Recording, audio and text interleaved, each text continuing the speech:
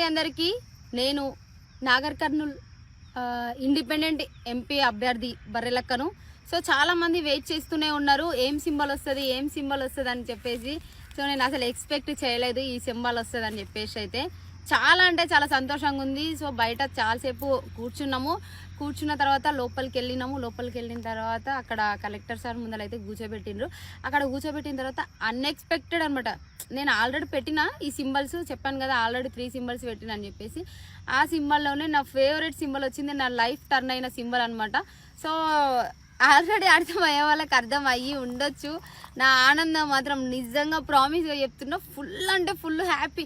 బయటకు ఎప్పుడు రావాలా, ఎప్పుడు మా వాళ్ళకి చెప్పాలా అని చెప్పేసి అసలు ఆగలేదనమాట.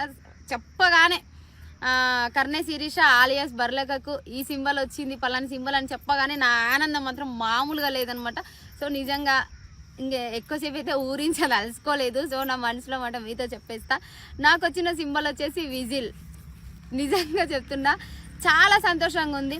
సో మీ అందరికి తెలుసు, కొల్లాపూర్ నుంచి స్వతంత్ర ఎమ్మెల్యే అభ్యర్థిగా నేను నామినేషన్ వేసినప్పుడు నాకు వచ్చిన సింబల్ వచ్చేసి విజిల్. మీ అందరికి తెలుసు, అప్పుడు అన్నాను కదా, సో విజిల్ వేస్తే అసెంబ్లీ గోడలు బద్దలు కావాలని చెప్పేసి. ఈసారి పార్లమెంటు గోడలు బద్దలు కావాలి.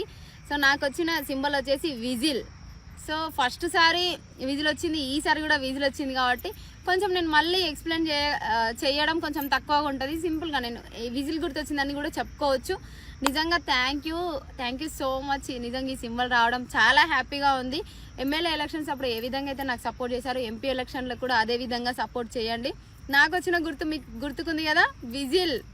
గుర్తుల గుర్తుంచుకో రామక, పీక గుర్తుంచుకో రామక, గుద్దుకోరిగా విజిల్ గుర్తుకి ఓటు. Thank you.